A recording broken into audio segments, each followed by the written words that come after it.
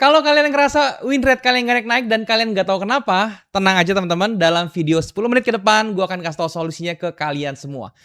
Emang ngeselin teman-teman ya, kita rasanya tuh kita sudah membuat sistem trading yang sesempurna mungkin, udah ngulik capek-capek, tapi kok pada saat dicoba atau pada saat kita pakai, kenapa win rate-nya itu nge-stuck ya di angka yang tidak memuaskan diri kita gitu.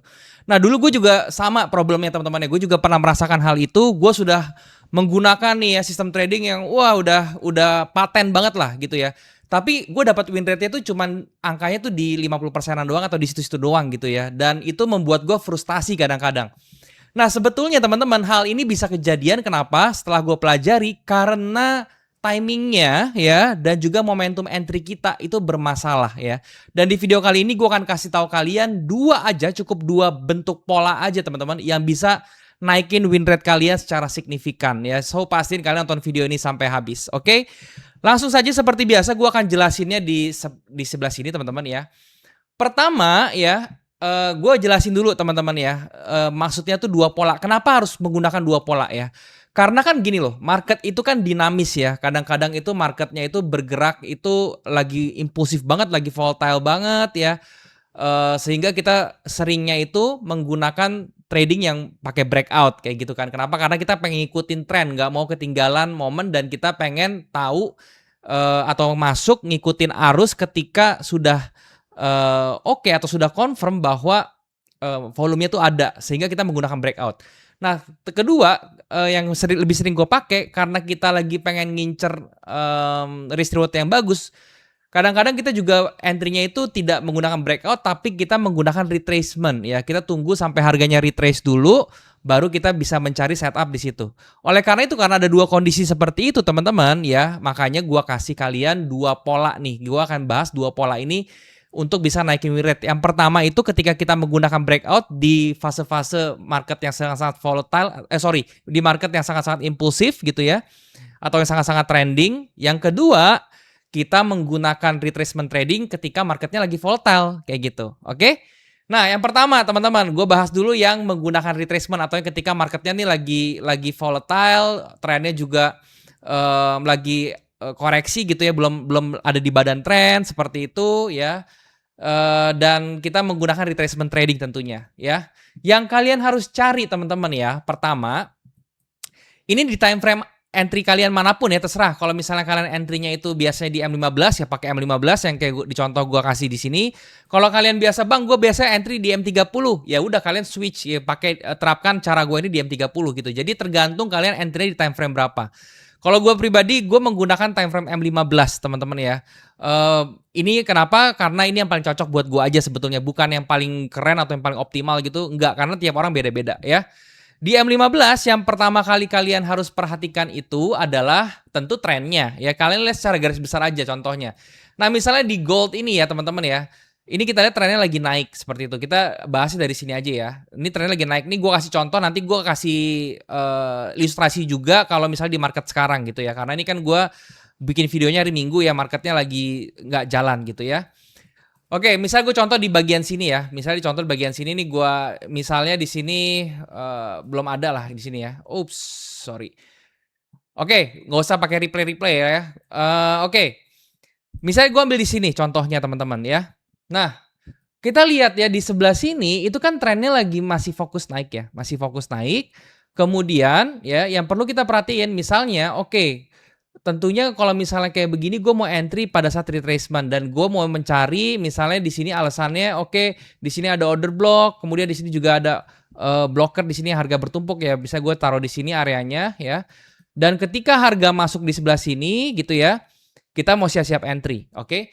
Nah itu wajar ya, sampai sini sistem tradingnya sudah oke. Nah yang kedua, pola konfirmasinya untuk momentumnya yang kalian harus perhatiin itu adalah kalian cari, karena kita mau buy ya, cari swing low yang terbentuk sebelumnya ya. Di sini gue contohin, misalnya ada di sebelah sini, ini ada swing low sebelumnya.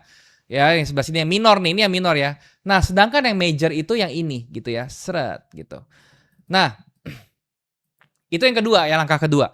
Terus ya kita bertanya ya ketika kita sudah mengidentifikasi ini, kita lihat yang mana low yang terbentuk di sebelah sini kalau misalnya dia mantul ya. itu low yang mana yang kita perhatikan? Ya, pertama itu dulu. Yang jawabannya itu adalah yang sebelah sini, yang paling bawah sini ya. Ini yang gue tanda ini. Yang sebelah sini, ini low yang harus diperhatikan. Kenapa bukan yang ini? Pertanyaannya, kenapa bukan yang sebelah sini? Karena teman-teman ya, low yang sebelah sini itu terbentuk dari high yang dari sini ya, dari high sebelah sini. Dan ketika dia retrace ke atas, high ini tuh nggak di break sama dia. Ya dia tuh nggak nge-break ke atas high ini nih, high yang sebelah sini. Sehingga ketika dia break ke bawah, ini tuh kosong, ini tuh tidak berarti apa-apa gitu ya. Sedangkan low yang sebelah sini itu berasal dari high yang sebelah sini ya. Dan ketika dia naik ke atas, dia membentuk higher high dan dia nge-break high yang sebelah sini. Dia udah nge-break ya. Berarti dia sudah mengandung volume di sini, mengandung liquidity ya. Ya, tarikan ke atasnya mengandung liquidity sehingga low yang di sebelah sini itu juga ada banyak liquidity atau pending order atau stop order yang ada di sini. Kayak gitu. Oke, sehingga ketika dia masuk ke bawah kayak begini ya, semua order yang ada di sini tuh sudah hilang ya, sudah diambil, dijemput gitu. Nah makanya ketika dia balik lagi ke atas, ini kan namanya false break ya, intinya kan false break gitu ya. Maka ini semua sudah order yang sudah ada di sini sudah sehat dan siap harganya untuk take off ke atas. Oke. Sehingga ya kalau misalnya kita mau entry, intinya teman-teman ya, ketika dia sudah sampai ke area entry kita perhatiin ada nggak sih low yang signifikan dan kita tunggu sampai ketika harganya itu mantul masuk ke atas area low yang signifikan tadi dan ya itu mengkonfirmasi kita bahwa ada liquidity dan harganya biasanya akan kencang kayak gitu ya. Dan bisa kalian lihat sendiri ini harganya langsung kencang ke atas. Oke, kayak gitu. Nah, itu contoh yang pertama. Contoh yang kedua ini baru-baru aja teman-teman ya. Misalnya ini sama ya. Kalian mau entry di sini ya. Ini ada kecil, di sini ada demand gitu ya. Misalnya ya, ini misalnya cepat aja. Ada demand di sini, harga masuk sini sama perlakuannya. Kita lihat di sebelah sini low sebelumnya yang mana? Oh, cuma ada yang ini nih. Ya, terus kita pertanyakan lagi low yang ini apakah ini kan berasal dari high yang ini. Apakah high ini sudah di break sebelumnya? Ternyata sudah di break ya, ini kan ke atas nih, sudah di break nih high-nya nih. Ya ini high sebelumnya tuh ya. Sudah di break walaupun cuman jarum aja ke atas itu nggak apa-apa, yang penting dia sudah di break dan dia retrace masuk ke bawah kena karya kita. Kita entry-nya tunggu sampai harganya close di atas garis ini, which is itu di daerah sebelah sini, stop loss-nya di sebelah sini. TP-nya di atas 1/115 aja ya. Dan kalian bisa lihat trade-nya mulus kayak gitu. Nah, kalau kalian menggunakan cara seperti ini teman-teman ya, ini gue jamin sangat-sangat bagus dan win rate kalian itu akan naik. Oke? Seperti itu, simple teman-teman ya. Jadi intinya langkah-langkahnya kayak gitu. Kalau misalnya kalian belum jelas, kalian ulang aja videonya karena gue udah jelasin sepelan mungkin gitu ya. Nah, terus gimana kalau misalnya yang impulsif, yang cara kedua nih ya. Kalian mau pakai cara breakout gitu misalnya ya. Oke. Untuk breakout teman-teman ya, tentu kita harus mencari yang namanya high, teman-teman ya. Ada mencari namanya resistance ya yang untuk di break. Contohnya ya, ini ya pergerakan ke bawah sini, kita misalnya menggunakan trend line nih kayak gini. Sret kayak gitu ya. Nah, kita menggunakan trend line kayak begini.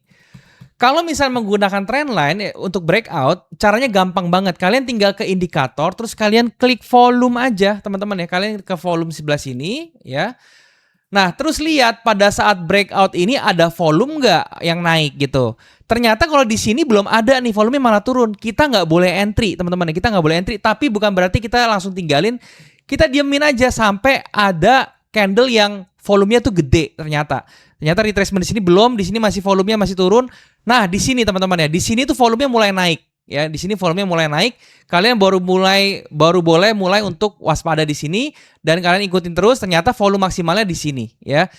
Nah, ketika sudah dapat volume maksimal di sini, kalian boleh langsung entry di sini. Kalau misalnya takut ketinggalan, atau ya kalian tinggal bagi dua, ya. Kalian tinggal kandangin kayak gini.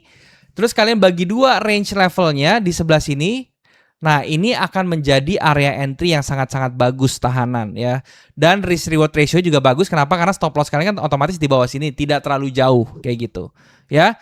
Jadi kayak gitu untuk breakout tinggal lihat volumenya. Pada saat breakout itu volumenya seperti apa? Gue kasih satu contoh terakhir lagi teman-teman ya.